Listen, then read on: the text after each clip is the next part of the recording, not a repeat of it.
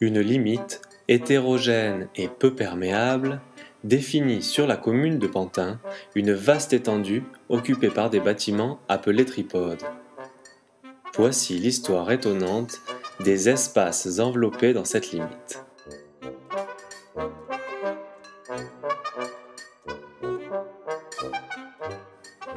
À quelques pas à l'extérieur, on trouvait une rue. Une langue de bitume se déroulait, rectiligne, elle s'étendait tant qu'elle pouvait pour laisser glisser sur son dos toutes sortes de véhicules. 2 rubans l'accompagnaient, de chaque côté, afin d'accueillir les piétons. Des arbres et quelques obstacles s'alignaient régulièrement sur le bord de ces rubans. Ils venaient agrémenter les déambulations des habitants. Ceux-ci trouvaient le sommeil dans des bâtiments qui venaient s'accoler le long de cet ensemble. Parfois la végétation s'y installait aussi, se glissant entre 2 immeubles pour créer un parc. Ainsi les habitants trouvaient toujours leur chemin sur ces rubans. Mais à l'intérieur de cette limite, une langue de bitume qui se déroulait vint se heurter à un grand bâtiment planté là.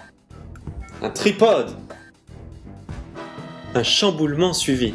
Cette langue fléchie, contournant ce bâtiment et ses semblables immobiles, plantée ou allongée çà et là.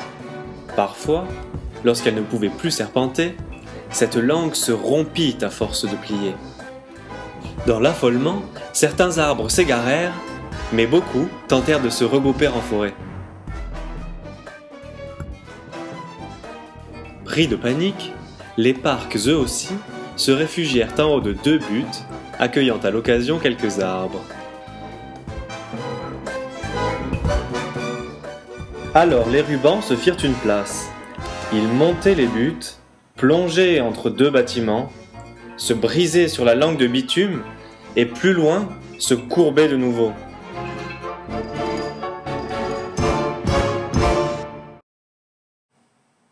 En rentrant de ses courses, Madame Okaba s'aperçut vite qu'elle gagnait du temps et soulageait ses bras si elle raccourcissait son chemin en marchant sur la langue de bitume et retrouvait les rubans quand nécessaire.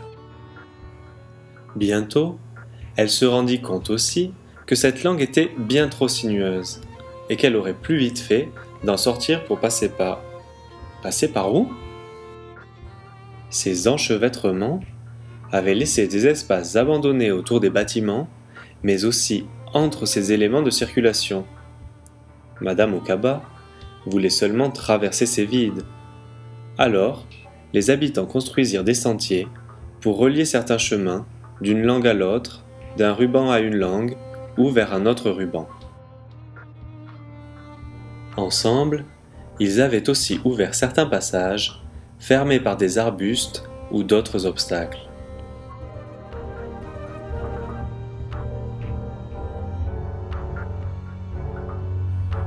Ces entrelacs étaient devenus un véritable imbroglio impossible à démêler qui accaparait l'attention des habitants. Ceux-ci marchaient à présent sur les chemins sans plus prêter attention à ces vides. Et pourtant, ces délaissés allaient connaître un second souffle.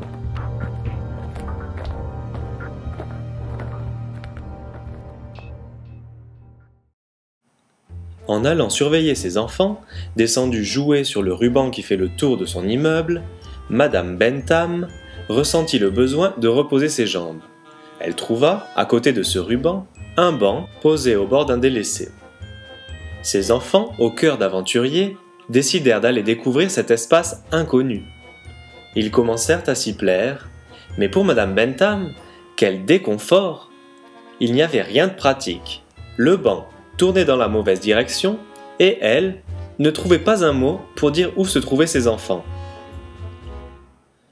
Pour remédier à cela, on construisit un grand enclos dans un de ces espaces vides pour y faire jouer les enfants et les surveiller plus tranquillement.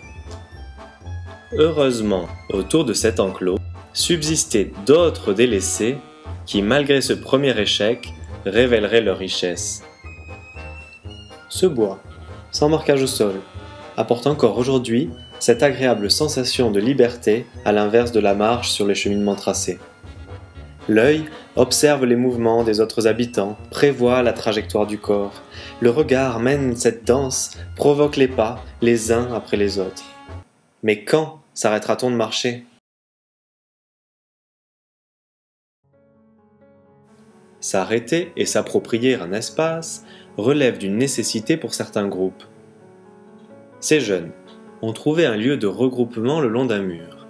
Choisi avec soin, il leur donne accès en un seul regard à de nombreux points de fuite éloignés entre les bâtiments alentours. C'est qu'ailleurs, sur les cheminements sinueux, l'œil se cogne encore et toujours contre un immeuble trop proche. Pour la même raison, des seniors se sont installés en haut de cette butte, sous les feuillages protecteurs. Elles scrutent l'horizon et voient venir à distance les prochains événements.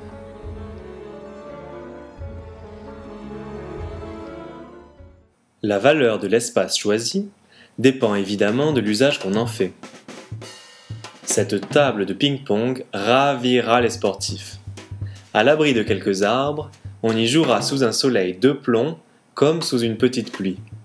Des bancs pourront même accueillir les spectateurs.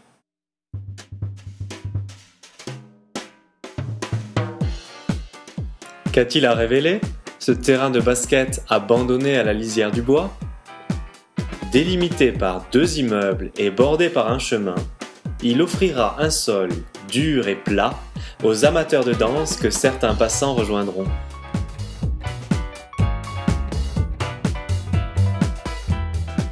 Plus loin, au pied de ce pignon de bâtiment à côté d'un chemin, ces deux-là installeront en été une petite buvette pour étancher les soifs et délier les langues.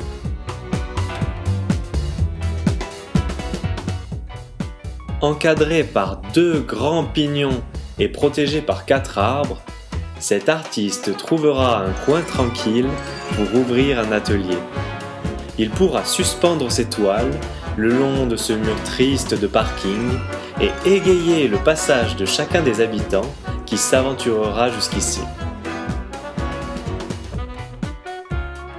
Entre 2 bâtiments se glisse le chemin qui monte sur la butte. Celle-ci, bordée par une rangée d'arbres, s'ouvre sur un paysage dégagé qui sert de décor. Un morceau de tissu suffira à délimiter un chez-soi sur cette étendue d'herbe propice au pique-nique, à la détente au soleil.